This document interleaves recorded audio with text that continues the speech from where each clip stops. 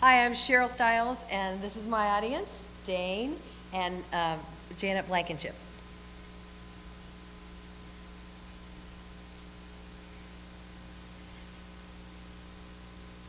And my speech today is, are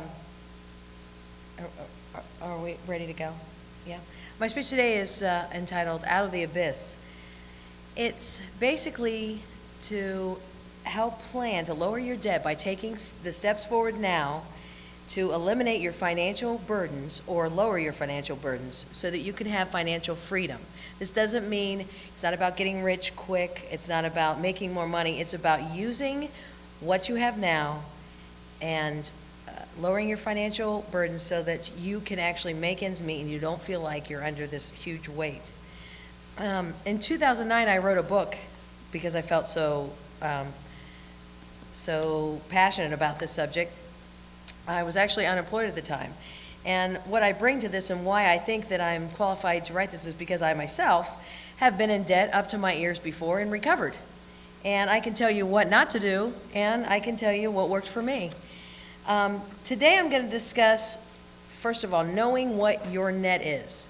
Your net being, of course, whether you have a net income or a net loss after you have all your expenses figured out.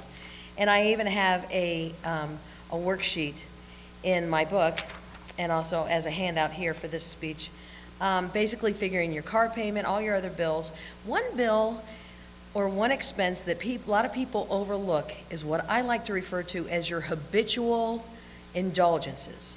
These are things that you might not put down when you're putting down your car payment, your insurance, and everything else.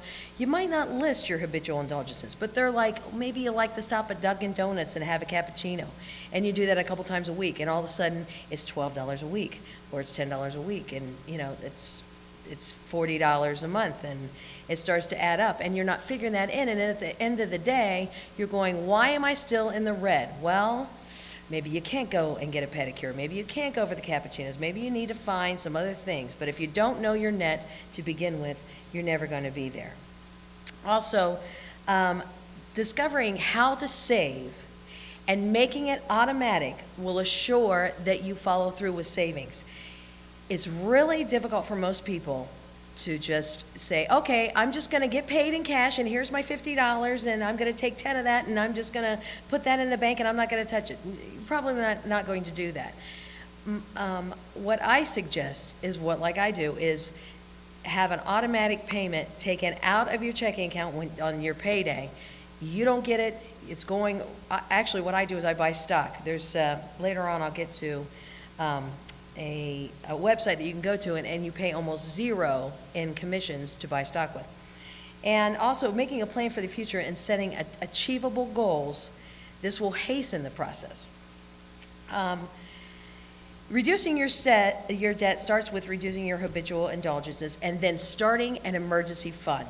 If your rent or your mortgage is $700, start with that. Get to the $700 and then go from there. You want to try to build up from there. Also, don't repeat your past mistakes. And one of my past mistakes, and probably one of yours too if you have as much debt and you need this conversation, then is don't use your credit cards as a source of income. It's real easy to do. You're out and about and you're thinking, I'll just buy lunch with it, I'll just buy dinner with it, and then you go to make your mortgage payment and you're a little short, and so you use one of those little checks the credit card companies give you. The next thing you know, you're supplementing your income with your credit card, and it's going to bury you fast. So you don't want to do that. Also, you want to invest in the moment and save for the future. By investing in the moment, a lot of people are intimidated by investing, but it's not that difficult. If you look at the world around you, and there's a real good website you can go to, it's jubaxpicks.com. Jim Juback he has a lot of videos. He will show you how while you're looking around and you say, wow, look, there's a marathon station. Well, there's another marathon station. Why are these all popping up around this area? Maybe I better look at that stock and see if that's a viable option. If you're too worried that you're not going to be able to do this investment, then get a financial advisor to help you if you think it's above and beyond you. Like I said earlier, I was going to tell you about a website that's also in my book that you can go to and it's called computershare.com. They don't have all of the stocks of the stock market, but they have a lot of them, a lot of energy stocks like Exxon, where you can actually go and buy a partial stock. So you can just take $50 automatically out of your bank account. It will go towards a partial stock that you want to reinvest the dividend. And what happens is all of a sudden, you look at that at the end of the year and you're like, wow, that's up to $1,500 in Exxon stocks. And then if the stock is going up, or even when it goes down, it's buying more of its own self. And so it's a good way to accumulate. You won't touch it because it's not a bank account where you can just take your debit card. It's easier to save that money. It's out of sight, out of mind, and it will accumulate faster. And it's a good dividend stock. A lot of the stocks you want to look at are the dividend stocks so that your money is growing your money. Another thing you might want to look at too is if you're worried about the stocks and they're risky, and depending on your age, and depending on whether you have children, is you might want to go to www.treasurydirect.com to look into education bonds. These not only give you an investment over so many years, especially if you're looking at 10 to 12 to 15 years down the road, but they also give you a tax break because normally you would pay federal taxes on the interest. And in this case, you will actually, depending on how much you can write off on your education expenses for your children or for yourself, you can write that off against the interest that you've accumulated on the bond. Now, the bonds don't have as high of a percentage, but they're better than a savings account right now. With a savings account, you're only at about 0.5%, whereas a bond right now is about 3.99 to 4.25. Of course, that's over so many years, depending on the bond you choose. And I'm not talking about, this is the education bond.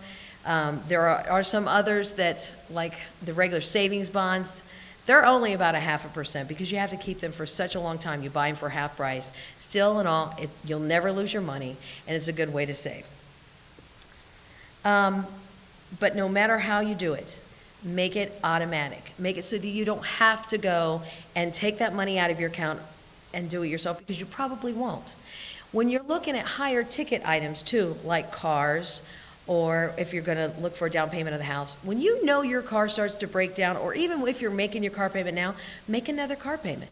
Put another aside so that if your car is paid off, and you think, I'm going to need another car in maybe 6 months, start then.